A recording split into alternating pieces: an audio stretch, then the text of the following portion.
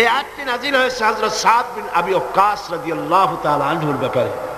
তিনি 18 বা 19 বছর বয়সে ইসলাম কবুল করেন এবং ইসলাম কবুল করার পর তার মা হামনা বিনতে সুফিয়ান, আবি সুফিয়ানের ভাইজি, তিনি দারুণভাবে অসন্তুষ্ট হয়ে গেলেন এবং তিনি অনির্দিষ্ট কালের জন্য ধর্মঘট করলেন, অনশন ধর্মঘট।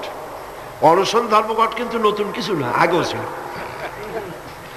এই অনশন ধর্মঘট শুরু করল এই কথা বলে যে যতক্ষণ পর্যন্ত তার ছেলে সাদ বিন আবি ওয়াক্কাস যতক্ষণ পর্যন্ত আল্লাহর প্রতি ঈমান প্রত্যাহার করে শিরকিয়াতের দিকে ফিরে না আসবে ততক্ষণ পর্যন্ত তিনি অনশন ভাঙবেন না, তিনি কিছু খাবেন না।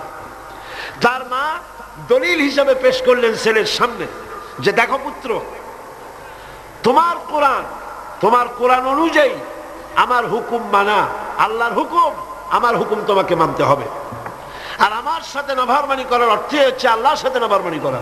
আল্লাহ অর্ডার করেছে আমার হুকুম তোমাকে মানতে হবে। এখন তুমি ওই তাওহীদকে ছেড়ে দিয়ে এই শিরকিয়াতের দিকে, আমি যেদিকে আছি সেদিকে ফিরে আসো। হযরত সাদ বিন আবি ওয়াক্কাস রাদিয়াল্লাহু তাআলা আনহু তিনি অত্যন্ত পেরেশান বোধ করলেন যে আমি এখন করবোটা কি। তিনি রাসূল করিম সাল্লাল্লাহু আলাইহি ওয়াসাল্লামের খেদমতে হাজির হলেন এবং ঘটনার বর্ণনা করলেন। এই ঘটনা যখন বর্ণনা তিনি করলেন রাসূলের কাছে, তখন সূরা আনকাবুতের এই আয়াত নাযিল হলো, وَوَصَّيْنَا الْإِنسَانَ بِوَالِدَيْهِ حُسْنًا। উপদেশ দেওয়া হয়েছে মানব গোষ্ঠীকে তারা যেন তার মা বাপের প্রতি ইহসান করে, উপকার করে। কিন্তু وَإِنْ جَاهَدَاكَ لِتُشْرِكَ بِي مَا لَيْسَ لَكَ بِهِ عِلْمٌ فَلَا تُطِعْهُمَا।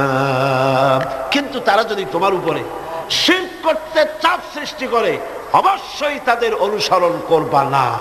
খবরদার, মা বাপ যদি আল্লাহর হুকুমের বাইরে যদি কিছু বলে সেই হুকুম মা বাপের পালন করা, জোরে বলেন, পালন করা যাবে না। কোনো অবস্থাতেই মা বাপের সেই হুকুম পালন করা যাবে না। আয়াতটির ব্যাখ্যা হচ্ছে যে মা বাপের হক তো সবচাইতে বেশি, কোনো সন্দেহ না। কিন্তু সেই মা বাবাই যদি মানুষকে শিরক করতে বলে তাহলে এই শিরক করতে পারবে না। কারণ হলো আল্লাহ পাকের সাথে কাউকে শরীক স্থাপন করা যাবে না। কারণ তাদের অবৈধ আবদার সন্তানের অমান্য করাই জরুরি। এর দলিল হচ্ছে মা লাইসা লাকা বিহি ইলম, যে ব্যাপারে তোমার জানা নাই, আল্লাহর সাথে শরীক করবা এরকম কোন শরীকদার এই পৃথিবীতে কেউ নাই এবং এ সম্পর্কে তুমি জানোই না। সুতরাং তুমি আল্লাহর সাথে মা বাপের কথা মতো কাউকে শরীক স্থাপন করতে পারবে না।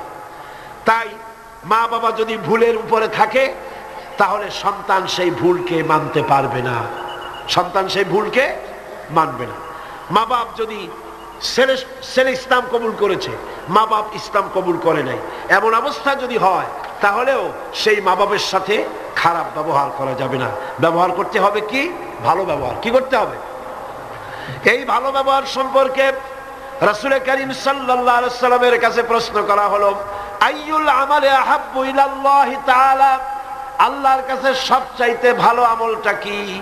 রাসূল করিম সাল্লাল্লাহু আলাইহি ওয়াসাল্লাম জবাব দিলেন, as-salatu ala waqtiha, নামাজ তার ওয়াক্ত মতো আদায় করা, এটাই হলো সবচাইতে ভালো আমল। সাহাবী প্রশ্ন করলেন, তারপরে কি? রাসূলুল্লাহ বললেন, বিররুল ওয়ালিদাইন, মা বাপের খেদমত করা, এটাই হলো সবচাইতে ভালো কাজ। আরেকজন প্রশ্ন করলেন, মান আহাক্কুন নাসি বিহুসনি সাহাবাতি, হে রাসূল, সবচাইতে আমার কাছে ভালো ব্যবহার পাওয়ার হক কার?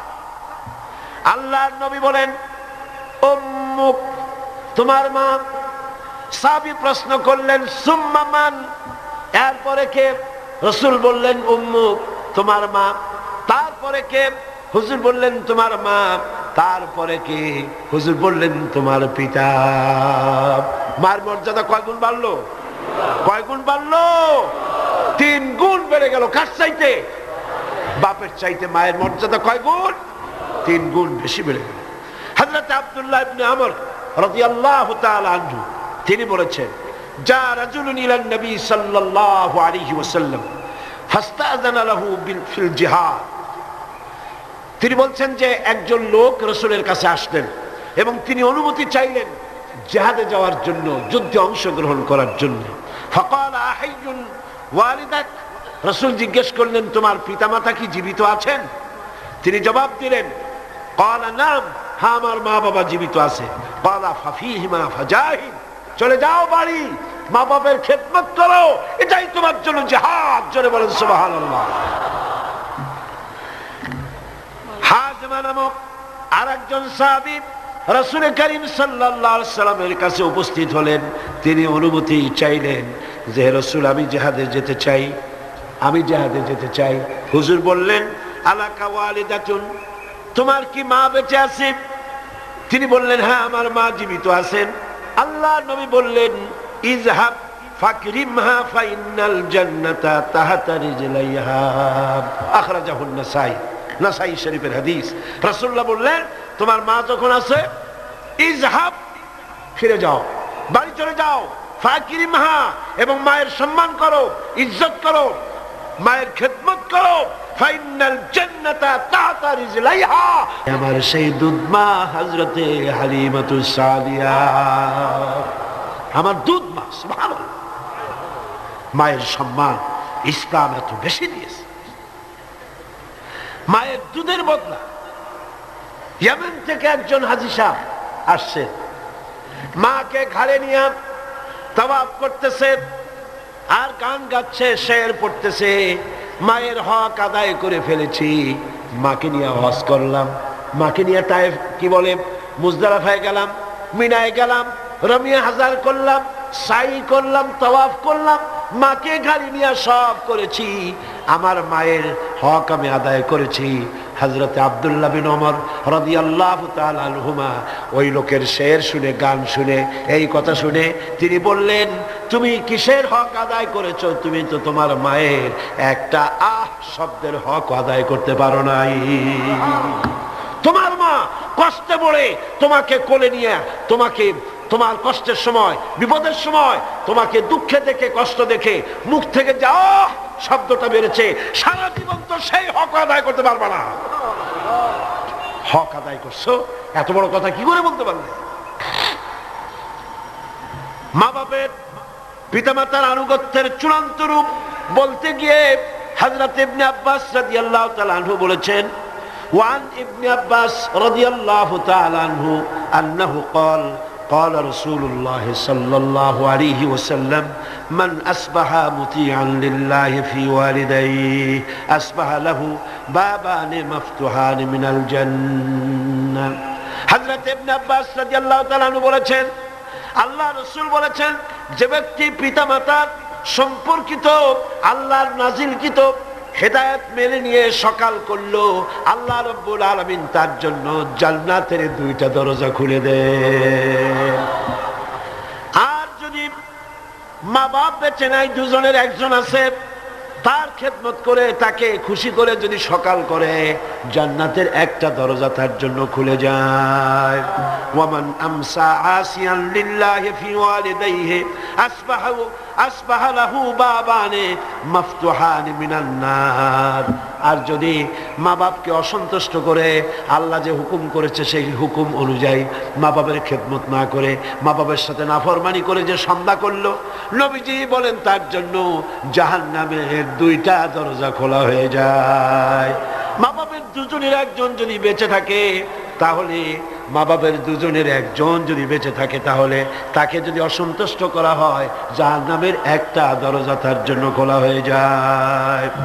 সাহাবী প্রশ্ন করলেন, ক্বালা রাজুলুন ওয়া ইন যালামাহু, ক্বালা ওয়া ইন যালামাহু। তিনবার রাসূলুল্লাহ বললেন, ওই ব্যক্তি জিজ্ঞেস করলেন হুজুর মা বাপ যদি আমার উপরে জুলুম করে? রাসূলুল্লাহ বলেন জুলুম যদি করেও। তারপরে সে বলছে যদি আমার উপরে জুলুম করে, হুজুর বলেন জুলুম যদি করেও। আবার প্রশ্ন করলেন আমার উপরে মা বাপ যদি জুলুম করে? রাসূলুল্লাহ বলেন জুলুম যদি করেও খবরদার তুমি মা বাবার সাথে নাফরমানি করবা না। সুবহানাল্লাহ। মা বাবার খেদমত করো, কপাল খুলে যাবে। কি খুলে যাবে? আমার বন্ধুগণ, হযরত ইবনে আব্বাস রাদিয়াল্লাহু তাআলা আনহু আরো বলেন, عن ابن عباس رضي الله تعالى عنه أن رسول الله صلى الله عليه وسلم قال من ولد بار ينظره إلى والديه نظرة رحمة إلا كتب الله بكل نظرة حجة আল্লাহ নবী বলেন, হযরত ইবনে আব্বাস রাদিয়াল্লাহু তাআলা আনহু বর্ণনা করেছেন, রাসূলুল্লাহ বলেছেন, কেউ যদি তার মা বাপের দিকে যদি মহব্বতের নজরে, ভালোবাসার নজরে যদি তাকায়, তাহলে তার আমলনামায় একটা কবুল হজের সব আল্লাহ পাক আমলনামায় লিখে দিবেন। একজন প্রশ্ন করলেন, যদি এক সাহাবী প্রশ্ন করলেন, ইয়া রাসূলুল্লাহ, যদি কোন সন্তান তার মা বাপের দিকে দৈনিক 100 বার তাকায় তো কি হবে? আল্লাহ নবী বললেন, জেনে রাখো, 100 বার যদি দৈনিক মা বাপের দিকে রহমতের নজরে, ভক্তির নজরে, ভালোবাসার নজরে যদি তাকাও, আল্লাহ পাক তোমার আমলে 100 কবুল হজের সব লিখে দিবে। আল্লাহর ভান্ডে কোনো অভাব নাই। তাই বলে আবার কেউ মনে করেন না যে হজ যখন ফরজ আছে এত কষ্ট করে টাকা টাকা খরচ না করিয়া মহব্বতের নজরে বাপের দিকে তাকায় থাকে, এতে কিন্তু কাম হবে না। উল্টা পাল্টা চিন্তা করবেন না, চিন্তাটা ঠিক মতো করে হজ যার উপর ফরজ হয়েছে যাই আদায় করতে হবে। এখানে আল্লাহ পাক সওয়াব দিবেন, এই সওয়াবে আপনার হজ যে ফরজ হয়ে আছে সেই দায়িত্ব কিন্তু আদায় হবে না। আর মা বাবার খেদমত যদি করেন তাহলে আপনার দুনিয়ার ফায়দাটা কি? রাসূলুল্লাহ বলেছেন, আন আনাস ইবনে মালিক রাদিয়াল্লাহু তাআলা قال رسول الله صلى الله عليه وسلم من سره أن يمد له في عمره ويزداد له في رزقه فليبر والديه وليصل رحمه رواه أحمد। আল্লাহ নবী বলেন, হযরত আনাস বিন মালিক রাদিয়াল্লাহু তাআলা আনহু থেকে বর্ণিত, আল্লাহ নবী বলছেন, কেউ যদি দুনিয়ায় তার রিজিক বাড়াতে চায়, সম্মান বাড়াতে চায়, হায়াত বাড়াতে চায়, সে যেন তার মা বাপের খেদমত করে। মা বাপের খেদমত যারা করবে, মা বাপের সম্মান যারা করবে, আল্লাহ পাক তার রিজিকে বরকত দান করে দিবেন। রিজকে কোনোদিন অভাব হবে না। কবরের কাছে গিয়া, মাজারের কাছে গিয়া বলা লাগবে না, ইয়া খাজা মেরা মতলব কো পুরা কর দে, এটা বলা লাগবে না, এটা বলা লাগবে না। আপনার রিজকে বরকত হয়ে যাবে মা বাপ যদি আপনাকে, আপনার জন্য দোয়া করে, এ দোয়া কবুল। মা বাবার দোয়া কি কবুল হয়ে যাবে। সুতরাং রাসূলুল্লাহ বলছেন, আল্লাহ নবী বলছেন, রিজকে বরকত হবে, সম্মান বৃদ্ধিপ্রাপ্ত হবে, অশান্তি হবে না, অসম্মান হবে না। মা বাবার খেদমত করবা, রিজকে কোনো অভাব হবে না। সুবহান। হযরত আবী হুরায়রা রাদিয়াল্লাহু তাআলা আনহু বলছেন, عن أبي هريرة رضي الله تعالى عنه عن النبي صلى الله عليه وسلم قال رغم أنفه ثم رغم أنفه ثم رغم أنفه। আল্লাহ নবী বলছেন, তিনবার বললেন, সে ব্যক্তি অপমানিত হোক, সে ব্যক্তি অপমানিত হোক। কোন ব্যক্তি? قيل من يا رسول الله, কোন ব্যক্তি অপমানিত হোক? قال من أدرك والديه عند الكبر أو أحدهما ثم لم يدخل الجنة। ভালো করে শুনেন, আল্লাহ নবী বলেন, সেই ব্যক্তি অপমানিত হোক। তিনবার বললেন। প্রশ্ন করা হলো, কোন ব্যক্তি? রাসূলুল্লাহ বললেন, মা বাপ দুইজন অথবা একজনকে জীবনে সে পেল আর খেদমত করে আল্লাহর জান্নাত নিজের জন্য ওয়াজিব করে নিতে পারলো না, তার মতো হতভাগ্য আর কেউ নাই। মা বাপ যাদের আছে প্রাণ ভরে তাদের খেদমত করো, তাদের খেদমতে আল্লাহ পাক কিসমত খুলে দেবে। আবু দাউদ শরীফের একটি হাদিস শুনুন। হযরত আব্দুল্লাহ বিন আমর রাদিয়াল্লাহু তাআলা আনহু তিনি বলছেন, এক ব্যক্তি তার মাতা পিতাকে কাঁদায় রেখে রাসূলের সামনে জিহাদে যাওয়ার জন্য উপস্থিত হয়েছেন, মা বাপকে ক্রন্দনরত অবস্থায় রেখে। রাসূলুল্লাহর কাছে খবর এলো, এই যুবক জিহাদে যাওয়ার জন্য আসছে আর তার মা বাপ কাঁদতেছে। রাসূলুল্লাহ বললেন, ফিরে যাও, মা বাপকে যেভাবে কান্দায় আসছো ওইভাবে খুশি করে তারপরে আসো, মা বাপকে অখুশি রেখে জিহাদে যাইও না। সুবহানাল্লাহ। মা বাপের খেদমত করো, তাদেরকে খুশি করো। অন্য হাদিসে এসেছে রাসূল করিম সাল্লাল্লাহু আলাইহি ওয়াসাল্লামের খেদমতে একজন হাজির হয়ে অভিযোগ করলো। একজন হাজির হয়ে সে অভিযোগ করছে, হে রাসূল, আমার মা খুব বদমেজাজের মেয়ে লোক। কে বলছে? এক যুবক বলছে রাসূলের কাছে গিয়ে, আমার মা খুব বদমেজাজের মানুষ। অভিযোগ। প্রিয় নবী তার জবাবে বললেন, হে যুবক, 9 মাস ধরে অব্যাহত ভাবে তোমার মা যখন তোমাকে গর্ভে ধারণ করেছিল তখন তো তোমার মায়ের মেজাজ খারাপ ছিল না। তোমার মা যখন তোমাকে পেটে ধরে রাখছিল তোমার মেজাজ খারাপ ছিল? আহারে কি সুন্দর কথা। পেটের ভিতরে একটা জীবিত মানুষ, একটা জীবিত মানুষের পেটের মধ্যে আর একটা জীবিত মানুষ, সে চুপ করে বসে নাই, কেন দিয়ে গুঁতা মারতেছে, হাঁটু দিয়ে গুঁতা মারতেছে। আমার তো মনে হয় যে এই রকমের যদি পুরুষের হইতো, পুরুষের যা মেজাজ খারাপ, দুনিয়া আসার সাথে সাথে ঠ্যাং ধরে আসার মারতো যে পেটের মধ্যে বসে এত নড়াচড়া করছি রে কেন। আর মায়ের অবস্থাটা দেখেন, আহা, এত কষ্ট পেটে ধারণ করায়। ডেলিভারি যখন করলো 10 মাসের পেটে ধরার কষ্ট আর ডেলিভারির কষ্ট, ডেলিভারিতে কত কষ্ট হয় সে কথা আল্লাহ ছাড়া আর কেউ জানে না। এই ডেলিভারি যখন হয়ে যায়, মা যখন হুঁশে এলো, মা প্রথমেই জানতে হয় কি হয়েছে আমারে দেখাও। সন্তান যখন মায়ের চোখের সামনে তুলে ধরা হয়, আমার আল্লাহ পাক বলেন মায়ের 10 মাসের পেটে ধরার কষ্ট আর ডেলিভারির কষ্ট সন্তানের চেহারা দেখার সঙ্গে সঙ্গে মায়ের মন থেকে আমি আল্লাহ মুছে ফেলে দেই। রাসূলুল্লাহ বলছেন, ও যুবক, আজকে তুমি বলতেছো তোমার মায়ের মেজাজ খারাপ, কিন্তু 9 মাস যখন পেটের মধ্যে তুমি ছিলা তখন তো মায়ের মেজাজ খারাপ হয় নাই। যুবক তখন পাল্টা জবাব দিল, হে রাসূল, আমি মিথ্যা কথা বলছি না, আমার মা সত্যই তার মেজাজটা দারুণ খারাপ।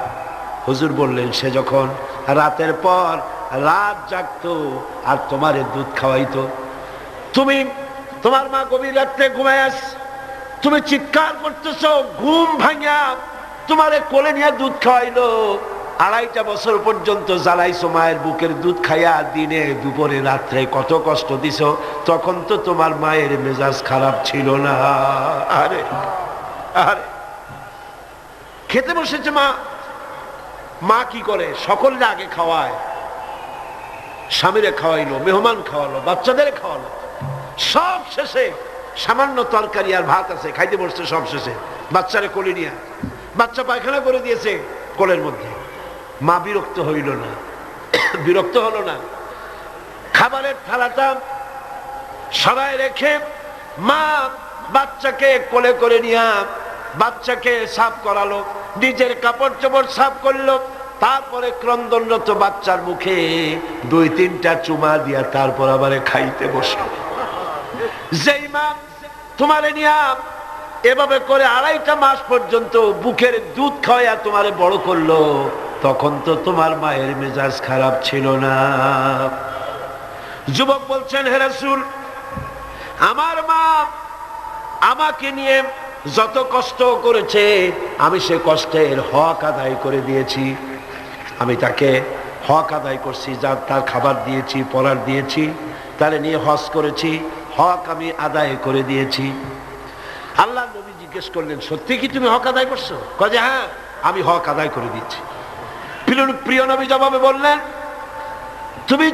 তুমি তো বলছো হক আদায় করেছো, কিন্তু আমার প্রশ্ন হচ্ছে তুমি কি তোমার মায়ের সেই কষ্টের বদলা দিতে পেরেছো যে কষ্ট তোমাকে ভূমিষ্ঠ করার সময় তোমার মায়ের হয়েছিল? তোমাকে ডেলিভারি করার সময় তোমার মায়ের যে যন্ত্রণা হয়েছিল সে হককে আদায় করতে পেরেছো? কিয়ামত পর্যন্ত আদায় করতে পারবে না। খবরদার, মা বাবার সঙ্গে নাফরমানি করবে না। মাতা পিতার সাথে যারা নাফরমানি করে তাদের কপাল পুড়ে যায়। একজন প্রশ্ন করেছেন, হে রাসূল, আমার মা বাপ তো জীবিত নাই, আমি খেদমত কিভাবে করব, কিভাবে তাদের খেদমত করব? আমি তো বেয়াদবি করে ফেলেছি, অনেক নাফরমানি করেছি, করবো নাকি? এখন আমার উপায় কি? রাসূল করিম সাল্লাল্লাহু আলাইহি ওয়াসাল্লাম বলেছেন, এর জন্য উপায় আছে, 4টা পদ্ধতি আছে। 4 পদ্ধতিতে মা বাপের মৃত্যুর পরে তাদের খেদমত করা যায়। কয় রকম? কয়টা পদ্ধতি? মুখস্থ করেন।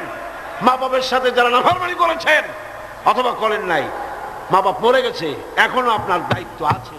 কয়টা? 4টা। খিসাল আরবা, 4টা পদ্ধতি আছে। আদ-দুআউ লাহুমা ওয়াল ইস্তিগফারু লাহুমা ওয়াল ইনফাযু আহাদিহিমা ওয়া ইকরামু সাদীকিহিমা। 4টা পদ্ধতিতে মৃত্যু মা বাপের খেদমত আপনি করতে পারেন। 1 নম্বরে হলো তাদের জন্য দোয়া করেন, সূরা ফাতিহা পড়েন, সূরা ইখলাস পড়েন। 3 বার সূরা ইখলাস পড়বেন, 1 বার কোরআন শরীফ খতম করার সওয়াব হয়ে যাবে। 1 বার সূরা ইয়াসিন পড়বেন, 10 বার কোরআন শরীফ খতম করার সওয়াব আমলনামায় লাগা হয়ে যাবে। দরুদ শরীফ পড়েন, এগুলি বলে মা বাবার জন্য দোয়া করেন। আর বলেন রব্বিরহামহুমা কামা রাব্বায়ানি সগীরা। মা বাবার জন্য দোয়া করেন। 1 কয়টা পদ্ধতি? কয়টা? 1 নম্বরে হলো দোয়া করা। 2 নম্বরে ওয়াল ইস্তিগফার, মা বাবার জন্য ক্ষমা চাওয়া আল্লাহর কাছে।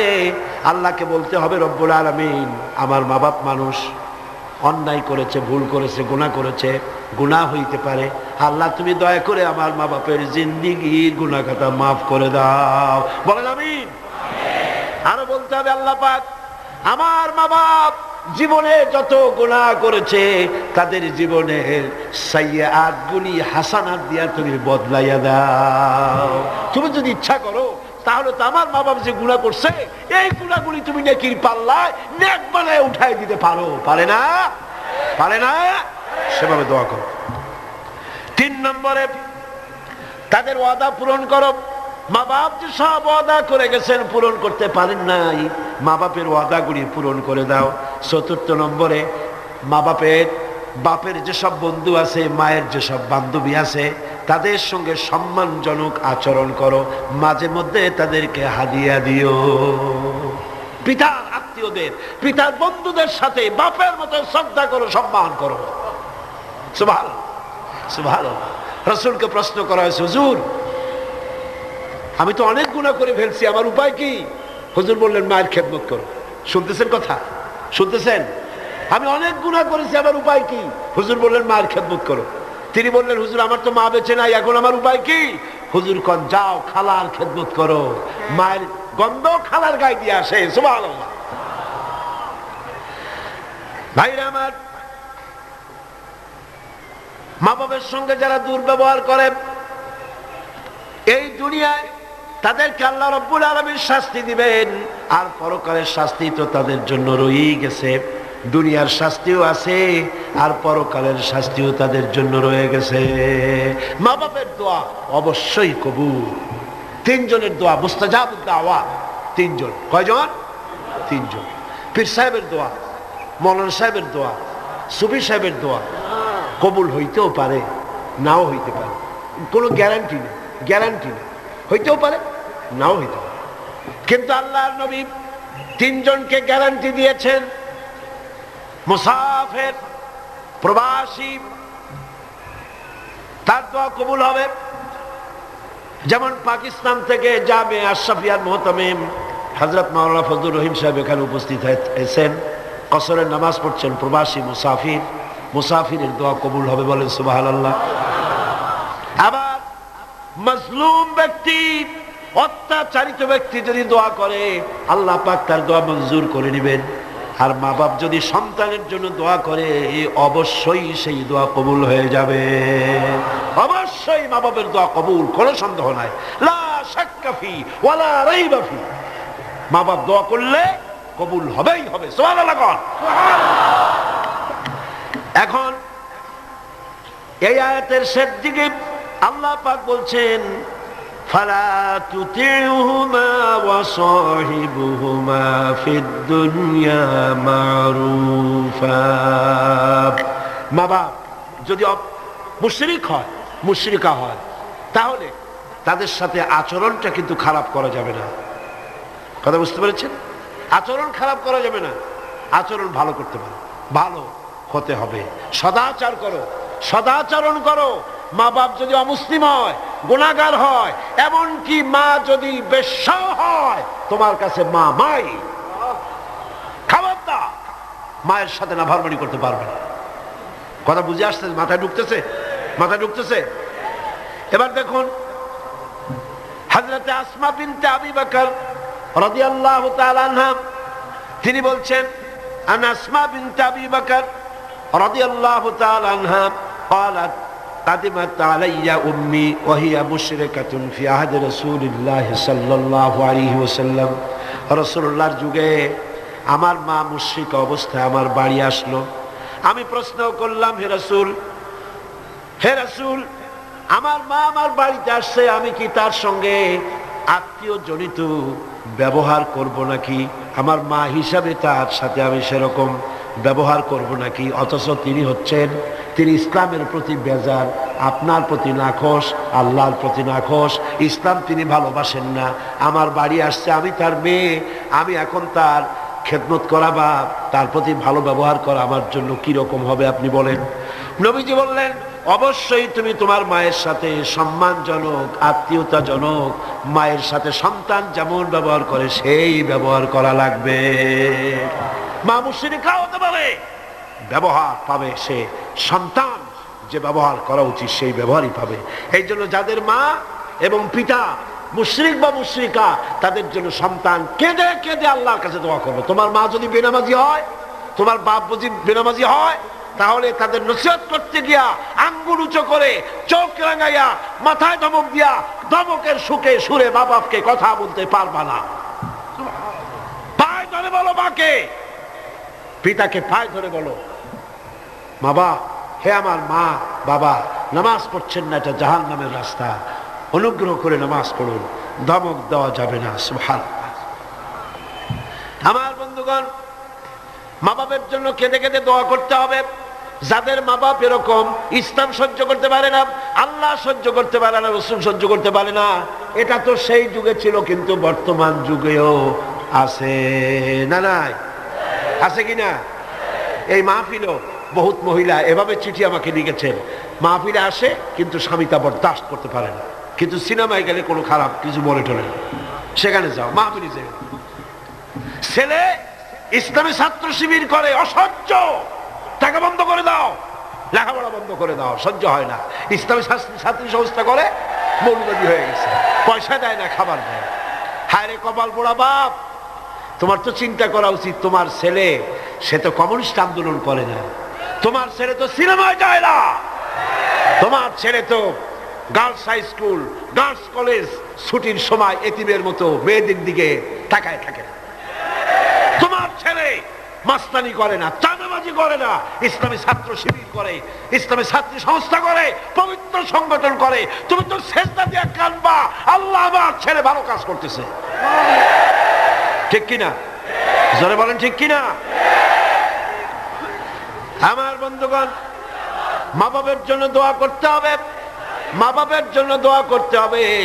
রব্বির হামহুমা কামা রাব্বায়ানি সগীরা, খুব মিষ্টি করে ভালো করে পড়েন, রব্বির হামহুমা কামা রাব্বায়ানি সগীরা। হযরতে আবু হুরায়রা রাদিয়াল্লাহু তাআলা আনহু ইসলাম গ্রহণ করার পর দীর্ঘদিন যাবত তার মা ইসলাম কবুল করেন নাই, বরং আবু হুরায়রা রাদিয়াল্লাহু তাআলা আনহুকে বড় জ্বালাইছে। তিনি মায়ের পায়ে পড়েছেন, বহু অনুরোধ করেছেন, কোনো কিছুতে কাজ হয়নি। একদিন তিনি অনেক রাত করে বাড়িতে ফিরেছেন, মা তাকে প্রশ্ন করলেন, এত রাত কোথায় ছিলি? তিনি বললেন, আমি ছিলাম রাসূল করিম সাল্লাল্লাহু আলাইহি সাল্লামের কাছে। শোনা মাত্র মা তাকে খুব করে মারলেন, গলা ধাক্কা দিয়ে বাড়ি থেকে বের করে দিলেন। তিনি রাসূলুল্লাহর খেদমতে এসে কাঁদতে লাগলেন। আল্লাহর নবী বলেন, আবু হুরায়রা কাঁদো কেন? হযরতে আবু হুরায়রা বললেন, ইয়া রাসূলুল্লাহ, মা আমাকে মেরেছে। বললেন, মারলো কেন? তিনি বললেন, ঘটনা শোনালেন, আপনার কাছ থেকে দেরি করে যাওয়ার কারণে আপনার নাম শুনে সহ্য করতে না পেরে আমাকে মারছে। হুজুর বলেন, আবু হুরায়রা মা তোমাকে মেরেছে, এখানে আমার কিছু করার নাই, আমি এখানে দখলান্দাজ করতে পারবো না, আমি এখানে কোনো ইন্টারফেয়ার করতে পারবো না, মা মারছে আমি কি করবো। সুবহানাল্লাহ।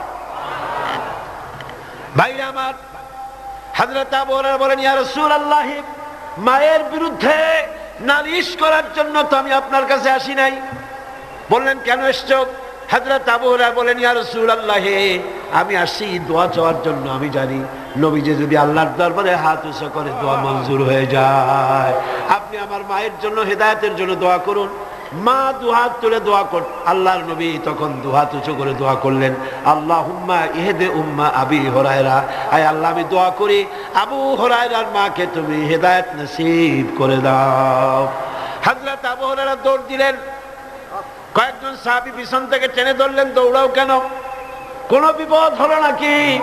তিনি বললেন, না, কোনো বিপদ হয় নাই, তবে দৌড়াও কেন? তিনি বললেন, দৌড়াই এই কারণে, আমাকে যেতে দাও, বাড়ি পর্যন্ত আমি দৌড়াই যেতে চাই, আমি বাড়ি পর্যন্ত দৌড়াই গিয়ে দেখতে চাই, আমি দৌড়ে আমার বাড়িতে আগে পৌঁছলাম না রাসূলুল্লাহর দোয়া আমি বাড়ি যাওয়ার আগে রাসূলের দোয়া আমার বাড়ি পর্যন্ত গেল নাকি। হযরতে আবু হুরায়রা রাদিয়াল্লাহু তাআলা আনহু তিনি বাড়িতে চলে গেলেন, দরজায় গিয়ে নক করলেন, ভেতর থেকে আওয়াজ এলো, কে? তিনি বললেন, মা, আমি আবু হুরায়রা এসেছি। মা বলছেন, আব্বু অপেক্ষা করো, দরজা খুলে দিতেছি। হযরতে আবু হুরায়রা তিনি বললেন, মায়ের গলার আওয়াজ দিয়েই আমি বুঝতে পারলাম আমি ঘরে আসার আগে রাসূলুল্লাহ তীর তার নিশানায় পৌঁছে গেছে, দোয়া কবুল হয়ে গেছে। হযরতে আবু হুরায়রা বলেন, মা বেরিয়ে এলেন, গোসল করে এসেছেন। মা আমারে বললেন, বাবা, তোমাকে মারার পর আমি বড় অনুতপ্ত হয়েছি যে আমি মারলাম কেন। আমার ছেলে তো কোনো খারাপ মানুষের কাছে যায় নাই, দুনিয়ার সর্বশ্রেষ্ঠ মানুষের কাছে গেছে, মারলাম কেন? বড় অনুতপ্ত আর অনুশোচনা আমি করেছি। আমি গোসল করেছি, আমি ওযু করেছি, আমাকে জলদি করে নিয়ে চলো, আল্লাহর নবীর খেদমতে নিয়ে হাজির করে দাও। হযরতে আবু হুরায়রার মা ঘোষণা করলেন, লা ইলাহা ইল্লাল্লাহু মুহাম্মাদুর রাসূলুল্লাহ। বন্দুক দিয়ে গুলি করলে সেই গুলি তার টার্গেটে পৌঁছতে যত না দেরি হবে, মা বাবার দোয়া বা বদদোয়া এর থেকে দ্রুত গতিতে আল্লাহ পাকের আরশ আজিম পর্যন্ত পৌঁছে যাবে। এগুলি পৃথিবীতে কোথাও নাই, ইসলাম শিখিয়েছে। কে শিখিয়েছে? যারা বলেন, কে শিখিয়েছে? ইসলাম শিখেছে, শিখায়েছে। পাশ্চাত্যে যায় দেখেন, কিসের মা কিসের বাবা, মা বাবার কোনো খোঁজ খবর নাই। মা বাবা যখন বুড়ো হয়ে যায়, আমি ইংল্যান্ড এবং আমেরিকায় দেখেছি, ওদের জন্য ওল্ড পিপল সেন্টার করা হয়। বুড়া বুড়ি, আমি নাম দিছি ওইটার বুড়া বুড়ি এতিমখানা। বুড়া বুড়িরা ওইখানে থাকে, ওই ঘরের মধ্যে। ছেলেমেয়েরা কোনো খোঁজ খবর নেয় না। 25শে ডিসেম্বর তারিখে প্রতি বছর একখানা কার্ড ছেলে তার বাপের নামে পাঠায়, মায়ের নামে পাঠায়। বাবা ওই কার্ডখানা নিয়ে তারপরে বন্ধুদের দেখায়, আমার ছেলে আমাকে মনে করছে। সারা বছর খোঁজ নাই। এরপরে যখন মরে 2-3 দিন পর্যন্ত মদের বোতল, দুধের বোতল, খবরের কাগজ ভিতরে কেউ নেয় না, দরজার কাছে পড়ে আছে। কারণ কি? পুলিশে এসে দরজা খুলিয়া দেখে ভিতরে বুড়া মরে পড়ে আছে, কেউ নাই, ছেলেও নাই, মেয়েও নাই, দেখারও কেউ নাই। এই হলো পাশ্চাত্যের অবস্থা। আর ইসলাম কি নিয়ামত! সুবহানাল্লাহ, ইসলাম বিরাট নিয়ামত। মা বাবার সম্মান করতে শিখিয়েছে, সেখানে সম্মান নাই। সন্তানের কাছে সম্মান হবে কি করে? সন্তান তার মায়ের প্রতি যে আকৃষ্ট হবে কিসের মাধ্যমে? দুধ খাওয়াবার মাধ্যমে। আমার দেশে পাশ্চাত্যের আবহাওয়া লেগে গিয়েছে, বহুত মা তার সন্তানকে দুধ খাওয়ায় না। কৌটার দুধ খাওয়ায়, টিনের দুধ খাওয়ায়, নিজের শরীর ভালো রাখার জন্য টিনের দুধ খাওয়ায়। তো সন্তানের মহব্বত ওই টিনের দিকে, বোতলের দিকে বেশি হবে, মায়ের দিকে হবে না। দুধ হচ্ছে একটা ফ্লো, একটা ফ্লো। মায়েরা, আমার মা বোনেরা যারা আসছেন শোনেন, ব্রেস্ট ক্যান্সার যে হয়, মায়ের মেয়ে লোকদের যে ব্রেস্ট ক্যান্সার হয়, চিকিৎসা বিজ্ঞানীরা বলেছেন ব্রেস্ট ক্যান্সার হওয়ার জন্য সবচাইতে বড় কারণ সন্তানকে দুধ না খাওয়ানো। এটা হল। আরেকটা কারণ আছে, সেটা আমি বললাম না, ডাক্তারদের কাছ থেকে জেনে নেবেন। এটা হলো সবচাইতে বড় কারণ সন্তানকে দুধ না খাওয়ানো। এই ফ্লোটা, এই স্বাভাবিক ফ্লো আপনি বন্ধ করে রাখছেন, সন্তানকে খাওয়াচ্ছেন না। ব্রেস্ট ক্যান্সার যদি হয়, অপারেশন করে শরীরের যে সৌন্দর্য রক্ষা করতে চাইছিলেন, 12 আনাই 16 আনাই শেষ হয়ে যাবে। এই দুধ, মায়ের বুকের দুধ সন্তানের জন্য শুধু খাদ্য নয়, এর মধ্যে রয়েছে মেডিসিন। এর মধ্যে রয়েছে কি? মেডিসিন। সন্তান ছিল ফি কারারিন মাকিন, মায়ের পেটের মধ্যে একটা সুরক্ষিত জায়গায়, কোন রোগের জান সেখানে পৌঁছতে পারে না, এরকম একটা জায়গায় ছিল। পৃথিবীতে আসলো, এখানে আছে পলিউশন, এখানে আছে নানান রকমের রোগ, কি জীবাণু, এগুলি রয়েছে। সুতরাং তার কচি চামড়ার লোমকূপের মধ্য দিয়া এই রোগগুলি ঢুকে যেতে পারে। এই রোগ থেকে শরীরকে বাঁচাবার মতো রেজিস্ট্যান্স, স্ট্যামিনা, শক্তি তার মধ্যে নাই। এই জন্য আল্লাহ কি করলেন? অ্যান্টিবায়োটিক ঔষধও সহ্য হবে না, রোগ থেকেও তার বাঁচানো যাবে না। সেই জন্য রব্বুল আলামিন মায়ের বুকে যে দুধ দিয়েছেন, প্রথম যে শাল দুধ যেটাকে বলা হয়, এই দুধটাকে আল্লাহ পাক খাদ্য আর রোগের প্রতিষেধক ঔষধ হিসাবে আল্লাহ দিয়ে দিয়েছেন। সন্তানকে দুধ খাওয়াও, সন্তানের মহব্বত তোমার প্রতি বাড়তেই থাকবে। সুবহানাল্লাহ, সুবহানাল্লাহ। পাশ্চাত্যে এই মহব্বত নাই। পাশ্চাত্যে আমি নিজের চোখে প্রত্যেক বছর দাওয়াত হয়তো দেখি, খালি গুড়ি না, চোখ দিয়ে তাকায়ও দেখি কোথায় কি হয়। মেয়ে লোকগুলি তাদের বাচ্চা পুশ চেয়ার, হুইলওয়ালা চেয়ার আছে, সেই চেয়ারে বাচ্চাটা ঠেলতে ঠেলতে নিয়ে যায় মার্কেটিং করতে, আর কুত্তার বাচ্চাটা কোলে নিয়ে হাঁটে। নিজের ছেলে কান্দে, তাতে কিছু আসে যায় না, কুত্তারে কোলে নিয়ে, কুত্তারে চুমা দিয়া তারপরে নিয়ে যায়।